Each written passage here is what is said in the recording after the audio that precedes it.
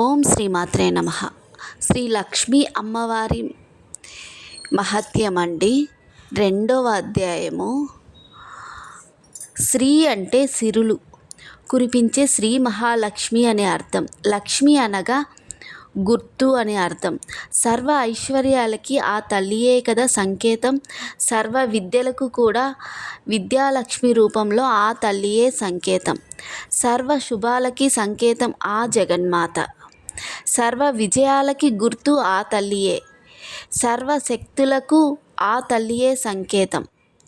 జగన్మాత శ్రీ మహాలక్ష్మి తత్వాన్ని అర్థం చేసుకున్న వారికి సర్వ సంపదలు కలుగుతాయి, సర్వ ఐశ్వర్యాలు లభిస్తాయి, ఎటువంటి అనారోగ్యము దరిచేరదు, సర్వ కార్యాలయందు విజయం లభిస్తుంది. ఇంతటి మహోన్నత మూర్తి అయిన శ్రీ మహాలక్ష్మిని అలక్ష్యం చేసేవారు ఎన్నో కష్టాల పాలవుతారు. ఆమెను నిర్లక్ష్యం చేసిన వారు ఎంతటి వారైనా అష్ట కష్టాలు అనుభవించక తప్పదు. సర్వ ప్రాణకోటిని తన సంతానంగా భావిస్తూ ఎల్లవేళలా కాపాడే అమృతమూర్తిని ఏమాత్రము అలక్ష్యం చేయకూడదు. ఆమె పాలిట చిన్న అపచారం చేసిన అనేక కష్టాల పాలవుతారు. పూర్వకాలంలో కృష్ణాపురంలో రామయ్య, సుశీల అనే దంపతులు ఉండేవారు. రామయ్యది వ్యవసాయ కుటుంబము. 2 కొడుకులు, 2 కుమార్తెలు. ఉన్న కొద్దిపాటి పొలాన్ని సాగు చేస్తూ దానిపై వచ్చే ఆదాయంతో ఆ కుటుంబం జీవిస్తున్నారు.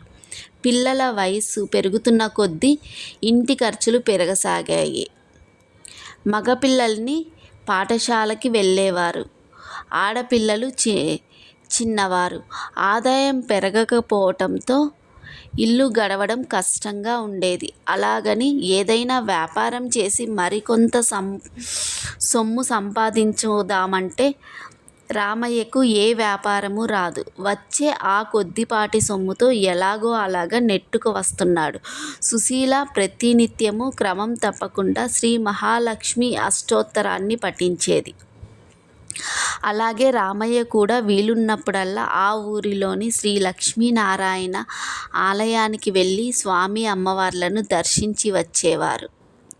రోజులు ఇలాగే గడుస్తుండగా ఒకనాడు వారింటికి ఒక దూరపు బంధువు వచ్చాడు. అతడు వీరింట ఒకరోజు ఉండి తిరిగి వెళుతూ రామయ్యతో ఇలా అన్నాడు. రామయ్య, నిన్ను చూస్తే నాకెంతో బాధ వేస్తున్నది. ఈ గంపెడు సంసారాన్ని ఎలా నెట్టుకొస్తున్నావో కదా. ఇంకా ఈ పిల్లలు పెద్దవారై వారికి యుక్త వయసు వచ్చాక వారి వివాహాలు ఎలా చేయగలుగుతావు? నీవు ఆ శుభకార్యాలు ఎలా చేయగలుగుతావు? నీ సంపాదన చూస్తే చాలా తక్కువగా ఉంది. ఇల్లు గడవటమే కష్టంగా ఉంది. నీకొక విషయం చెప్తాను విను. మా ఊరి దగ్గర అష్టలక్ష్మి దేవాలయం ఉన్నది. అక్కడ శ్రీ మహాలక్ష్మి అష్టలక్ష్ములుగా వెలసి భక్తుల ప్రజలందరినీ ఆదుకుంటున్నది. ఆ తల్లి మహిమానిత్యమైనదిగా ప్రజలందరి నమ్మకము. మీ దంపతులిద్దరూ ఒకసారి మా ఊరు వచ్చి ఆ దేవాలయానికి వెళ్ళి అష్టలక్ష్ములను దర్శించండి. ఆ తల్లి అనుగ్రహంతో మీకు మంచి రోజులు వచ్చి జీవితం సుఖప్రదంగా గడుస్తుంది అని అన్నాడు. ఇది విని ఆ దంపతులు ఎంతో సంతోషించి త్వరలోనే తప్పక వస్తామని చెప్పారు. ఆ బంధువు వారి వద్ద సెలవు తీసుకొని ఊరు వెళ్ళిపోయాడు.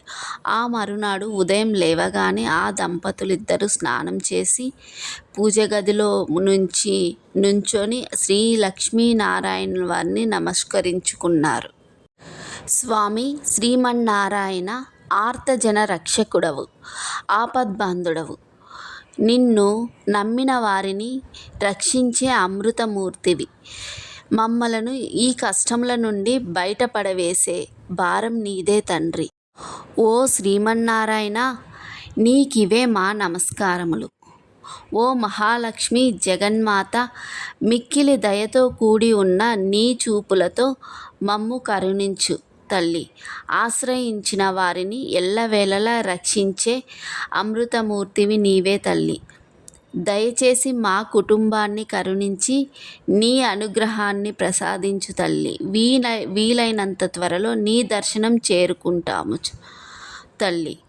ఓ జగన్మాత, నీకివే మా నమస్కారములు అని ప్రార్థించి ఆ దంపతులిద్దరూ 11 రూపాయలు పసుపు గుడ్డలో ముడుపు కట్టి పెట్టారు. సమస్త చరచర విశ్వమంతా శ్రీ మహాలక్ష్మి స్వరూపమే. కైలాసంలో రుద్రుని వద్ద పార్వతిగాను, స్వర్గంలో ఇంద్రుని వద్ద సచీదేవిగాను, సత్యలోకంలో బ్రహ్మదేవుని వద్ద సరస్వతిగాను, అగ్నిదేవునికి స్వాహాదేవిగాను, నాగలోకంలో నాగలక్ష్మిగాను, రాజుల వద్ద రాజ్యలక్ష్మిగాను, ధనికుల ఇంట ధనలక్ష్మిగాను, గృహములలో గృహలక్ష్మిగాను ఉన్నది ఆ మహాలక్ష్మియే. విద్య, వినయం, తేజస్సు, శక్తి అన్నీ కూడా ఆ మహాలక్ష్మి అనుగ్రహంతోనే ఓనగూరుతాయి. ఆ జగన్మాత ఎంతో దయాసముద్రురాలు. ఆమెను నమ్మి కొలిచేవారిని సర్వ ఐశ్వర్యాలతో, సర్వ శుభాలతో అనుగ్రహిస్తుంది. మంచి ఆరోగ్యంతో ఉండటం కూడా ఐశ్వర్యమే.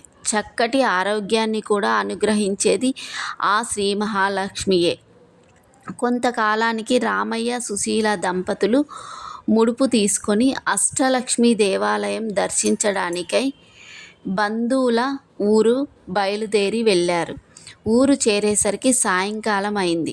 రాత్రి బంధువుల ఇంట నిద్రించి ఉదయాన్నే నిత్య కృత్యాలు తీర్చుకొని అష్టలక్ష్మి దేవాలయానికి చేరుకున్నారు. సాక్షాత్తు శ్రీ మహాలక్ష్మికి నిలయమై ఉన్నందువలన ఆ ఆలయంలో ఎంతో సుందరంగా ఉంది. అద్భుతమైన ఆ దేవాలయ సౌందర్యం చూసి ఆ దంపతులిద్దరూ ఎంతో ఆనందపడ్డారు. అఖిలలోక సౌందర్యవతి, సుమనోహరి, శ్రీమన్నారాయణుని ప్రియసఖి అయిన శ్రీ మహాలక్ష్మి అష్టలక్ష్ముల రూపంలో కొలువు ఉన్న ఆ దేవాలయం ఎంతో దివ్యమైన శోభను సంతరించుకోవటంలో ఆశ్చర్యమేమున్నది. శ్రీ లక్ష్మీనారాయణులను ప్రార్థిస్తూ ఆ దంపతులు ఆలయంలోకి ప్రవేశించారు.